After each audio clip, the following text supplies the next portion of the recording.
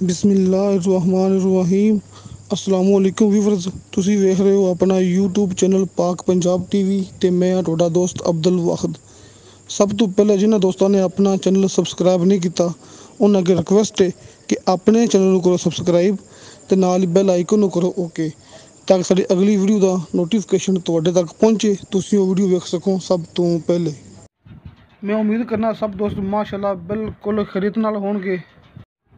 तो दोस्तों अज असीं तुहाडे वास्ते माशाअल्लाह एक रकबा लेके हाज़र होए हाँ, जिहड़ा कि ज़िला जलम तहसील सुहावा मौज़ा दुमेली शहर।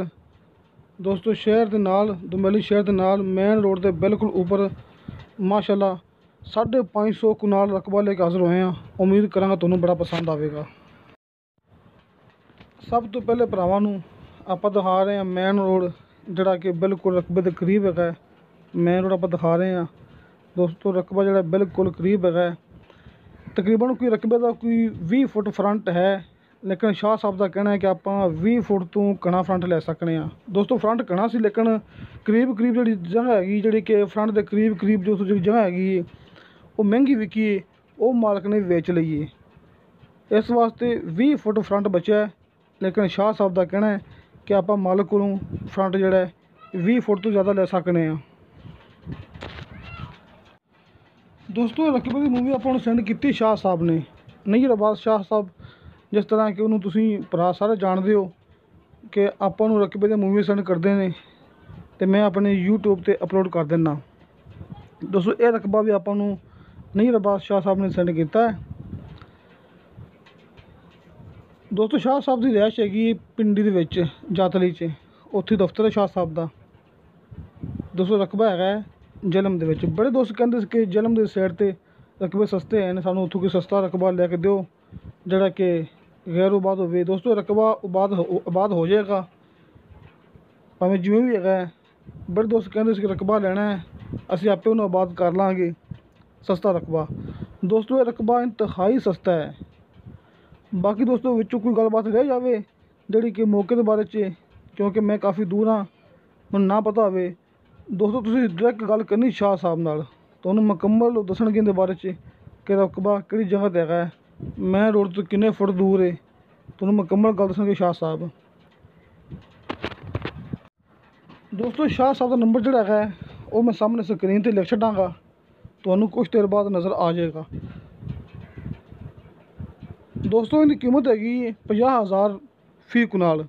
दोस्तों इंतहाई सस्ता रकबा है, 50,000 फी कनाल रोड के बिल्कुल करीब है। लेकिन शाह साहब का कहना है कि कम से कम जो भरा लवेगा उन्होंने 300 कनाल मिलेगा। दोस्तों 300 कनाल तो घट मालक का कहना है कि रकबा सेल नहीं करना। दोस्तों कम से कम 300 कनाल रकबा मिलेगा। कई दोस्त कहते हैं कि असीं 2 कनाल लेना है या 3 कनाल लेना है या 10 मरले लेना है। दोस्तों उनकी मूवियाँ अलग है ने, मैं अपने यूट्यूब चैनल पर 10 मरले 2 कनाल 3 कनाल दोस्तों सब की मूवी अपलोड की हुई है। तुसीं उन्हां दे बारे च भी शाह साहब नाल गल कर सकते जी। लेकिन दोस्तों ये 550 कनाल रकबा जिहदे विचों आपां 300 कनाल रकबा लै सकने आ, तो फी कनाल की कीमत हैगी है 50,000 रुपये।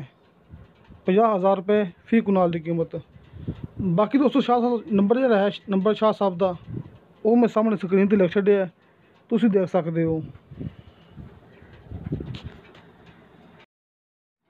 बाकी दोस्तों इत्थे बिजली है पानी है, बिजली है पानी है, तकरीबन कोई 50-60 फुट ते शाह साहब का कहना है कि मिठा पानी नीचे आ जाता है 50-60 फुट ते।